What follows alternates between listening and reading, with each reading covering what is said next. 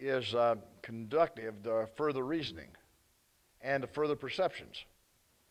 But generally, this gets in the way, and you perceive things in some kind of dream world. And people really do perceive things in this thing, and there's no reality there at all.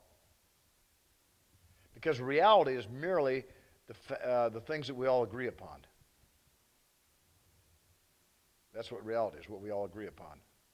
We agree the floor is red. Nobody knows whether they see the same red or not, but we agree the floor is red. So we want to be careful that these standards that we inculcate are carefully chosen to inculcate certain values. Now, they inculcate the values of perception, and they inculcate the values of action. And it's when you start confusing the value of perception with the value of action, you have the difficulty.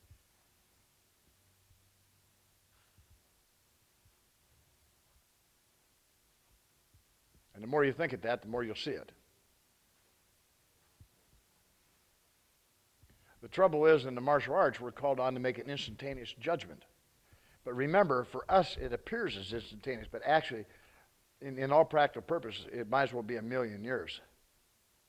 Because the speed at which your mind works and things is so extraordinarily fast that in thought processes, it might as well be a million years as far as an instant. You think I have to do it in an instant, but that's just the way you sense time. As far as your brain concerned, it's just a long time. And I think that's correct, right? The neurons in your brain fire pretty fast, and the brain flashes like that all over.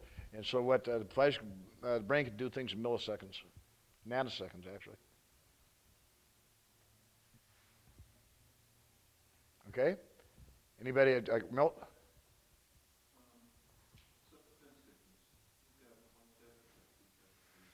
You do what? Self-defense techniques, you have 1 step, 2 steps, 3 steps, 10 steps. What determines when you've done enough? Well, that's really interesting because usually self-defense techniques and things that are done as a part of a training structure. And some of the things of course, a whole lot of stuff that we do in karate is absolutely unnecessary. Absolutely unnecessary, except that it fills in the training time. Example, one of those things might be 1, 2, 3, 4, and 5 heons. They probably don't have any real big value, except they allow people to repeat. Now, say for example, would you rather do 1 step 10 times, 2 steps 10 times, 3 steps 10 times, 4 steps 10 times, 40 of them, right? Or rather do the 1 step 40 times? Repetition is the master of learning. We already learned that, right? So would you rather do the same thing 40 times, or would you like to mix it up with maybe 2 steps and 3 steps and 4 steps in the meantime? Yeah, see, so it's better off to mix it up. The teacher gets tired. The teacher gets tired. If he doesn't get tired, he absorbs the values from his students, and that's worse yet.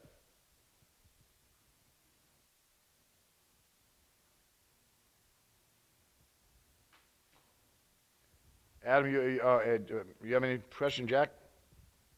Okay, everybody, how about you? You have a question?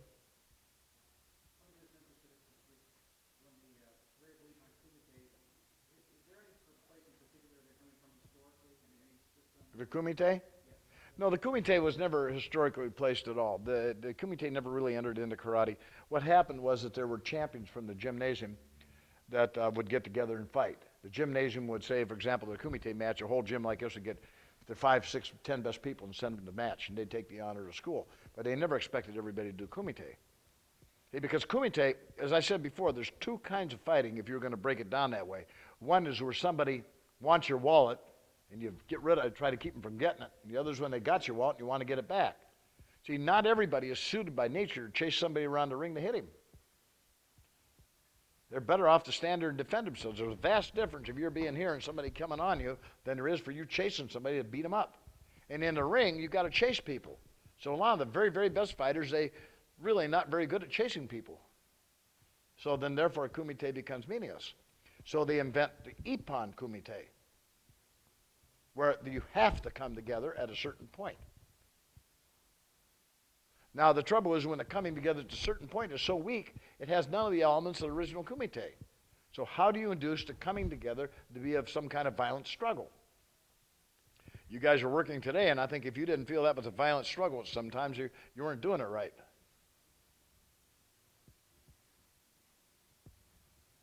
Do you think you can actually go here and jam, punch, kick the knees, grab the neck, and do that over and over and go out in the street and somebody attacks you? You're not going to go boom, boom, kick him, punch him, knee him, and grab the neck? Of course you are, because that's inculcated.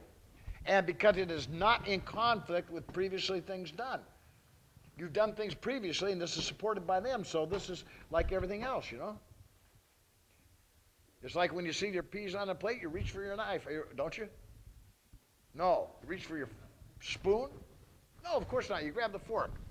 And who ever heard of eating peas with a fork? That's got to be a miserable thing to do. But that's what you're supposed to do, isn't it? Now, don't use a spoon for those. Okay? Yes? Just a recommendation, going back to what we were talking about a long time back earlier today about authority, official infallibility. Doing what? Oh, infallibility, yeah. I think that I have a problem with the word infallibility in teaching things. Maybe that should be changed to expert. Well, I think the word infallibility, really what they really meant was unquestionability. Like, for example, I think that came in this point when they're dealing with, when the guy's dealing with boat signals, right? If you go honk, beep, that means you're going to pass on the right. You go beep, beep, that means you're going to pass on the left, right? And when a guy says beep is pass on the right, beep, beep, pass on the left, he's infallible when he says that. Okay, right? That's why that has to be taken. That's why I use the unquestionable is a probably better term. Or expert. Expert doesn't sound good because there's too many experts. See, tried and proven and unquestionable are probably that this is the correct way. And that's all you need to say, but you'd have to have the idea. See, we're talking to an instructor. He has to have the idea that on this thing, when you're quoting the text, it's the closest, it's not the Bible, but it's the closest thing to it. Because the best minds have put this out, and you're not to argue with it. If you don't like the, what do you call it, the catechism, what is it, canon, bring it back and give it to the College of Cardinals, and they'll decide what to do. Yes?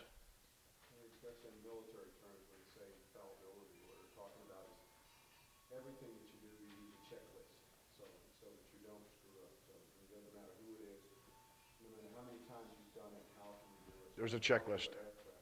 Follow the checklist every single time. Every time.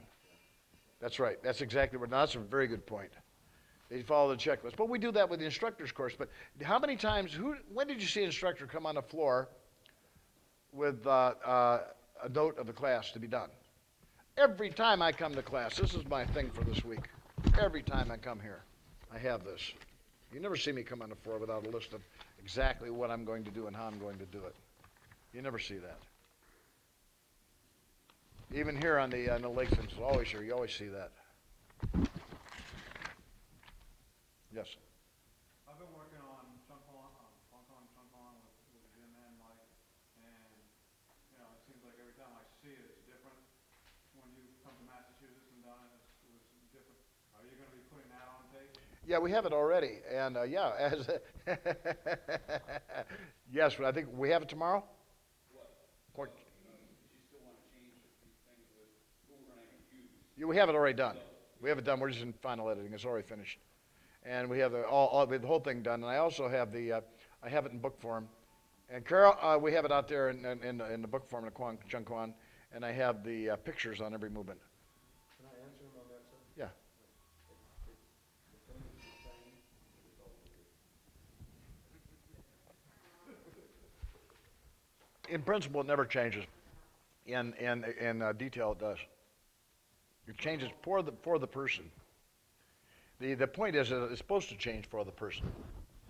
Even though we were to walk from here to California, the same track, and we walked, it appears that we're walking down the same path.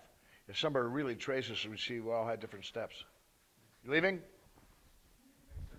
Okay. You see we were walking on different steps and different paths. It appears that we are walking the same path,